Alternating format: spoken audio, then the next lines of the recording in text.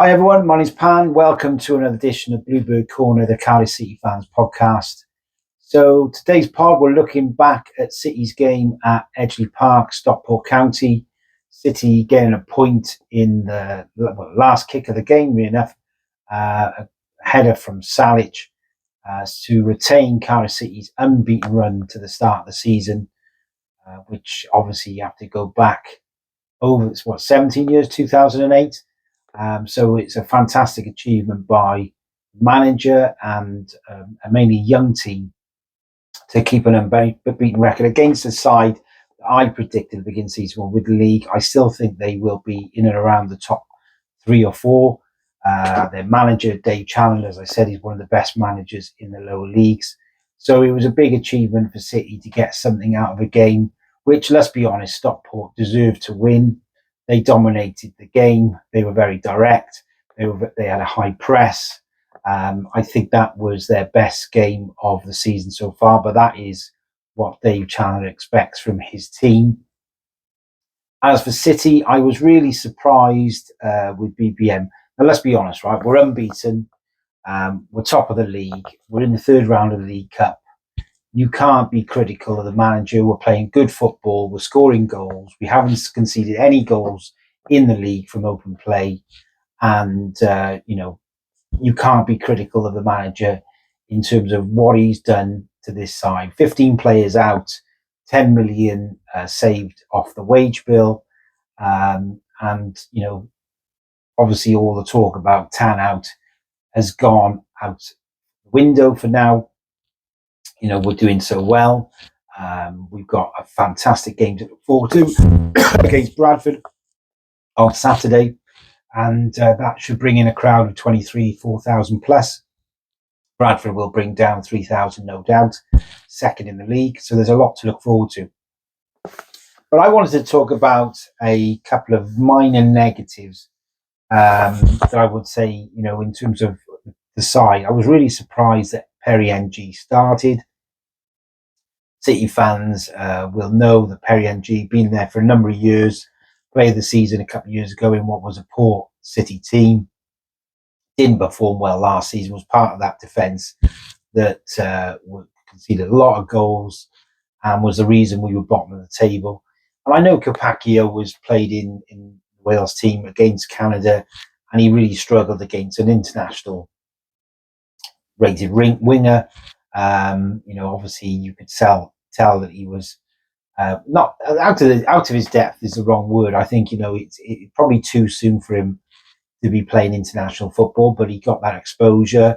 I'm sure it'll do him good long term. But really, there's no reason why Capaccio shouldn't have started on Saturday. And I think Perry NG, for all the years he's been at the City, my view is that he shouldn't be in the team.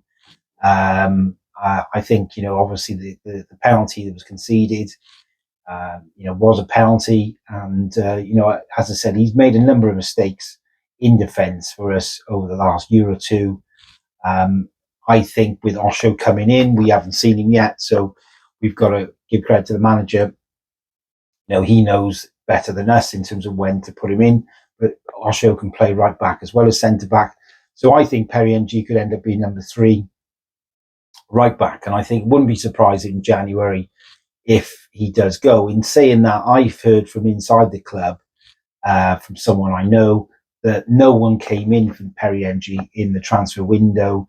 They were willing to look at offers if they were on the table, and no one came in. So, I can't see Perry NG being a regular in the City side moving forward.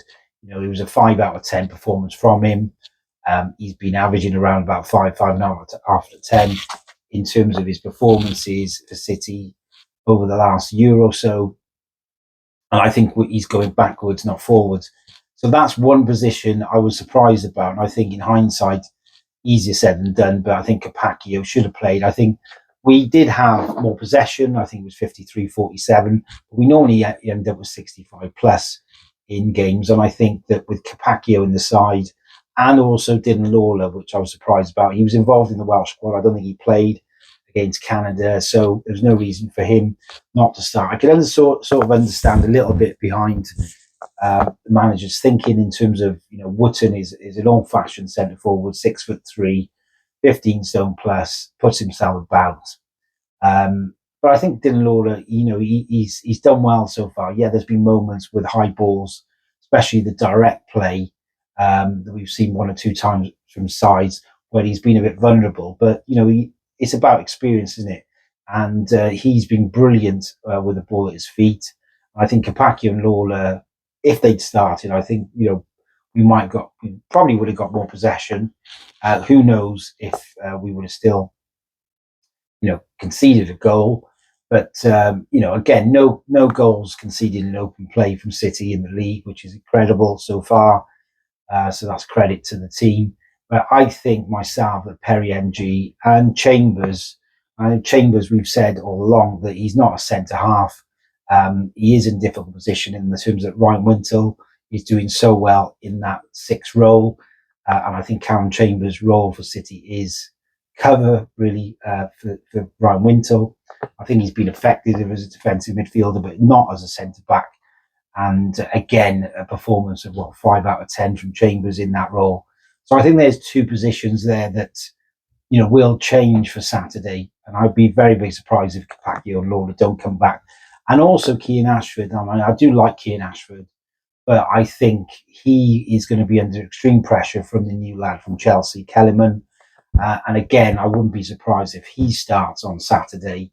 But I mean, it's great for City to have a bench like we did. I think let's be honest. We said Stockport dominated the game. They were very direct. They did a high press. They had a number of chances. Trott made an incredible point blank save from 3 or 4 yards, and he made another save early in the second half.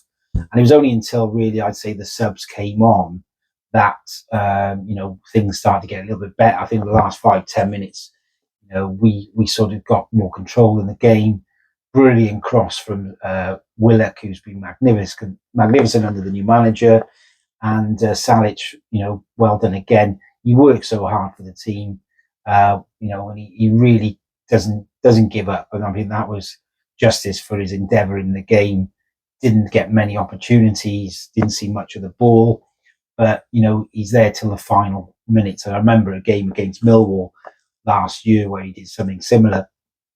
So credit to Salic. I think we said before the game, I think Salic and Trott are 2 key players for us this season. Colwell brothers obviously didn't really get much of a hold in the game. I think Joel obviously did come off. He may be under pressure for Saturday as well with Turnbull there. I think Turnbull is a very good technical player. So there could be 2 or 3, 4 changes for Saturday. It wouldn't surprise me. And but yeah, it was great that we got that point in the end. Obviously you say we didn't deserve it, but Stockport didn't take their chances. They could have easily been 3 up half time. They hit the post, I think. So yeah, well done for all the City fans who went up. Fantastic again to see that we're top of the league, and I think we've got a game in hand, haven't we, over Bradford. And I was in Bradford on a weekend with the wife. We were up that way, and yeah, they've got a great fan base and a great stadium there. So it should be a fantastic atmosphere on Saturday. A real mouth-watering game, top of the table against second, 2 big City clubs, and as I said, well, let's hope we get up to 25,000. I mean, we should be getting much higher gates now, so that would be one to look forward to. But yeah, let's hear your comments. What did you think about the match? Did you think that we deserved a point? What changes would you make? Do you agree or disagree about NG, Callum Chambers? Do you think that Capaccio, Lawler, and will come in for Saturday? Do you think Kellyman may well get a start over Ashford, and possibly Turnbull over Joe Colwell? So it'd be great to hear your comments and or your thoughts about the match. Just to let you know, as I mentioned earlier, if you're a new subscriber in the month of September, you're in a great draw to win 2 free travel tickets to any away day in October, November, December of your choice by coach. So basically, we'll do that draw on the 1st of October.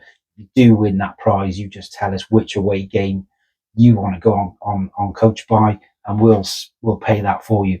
So thanks very much again for watching Bluebird Corner, and we'll see you later in the week. We'll actually do a podcast over Tuesday for a previous season. I think we're on the 95-96 season, and then we'll do a podcast for the Bradford game probably Thursday or Friday. So have a good week, and we'll see you soon.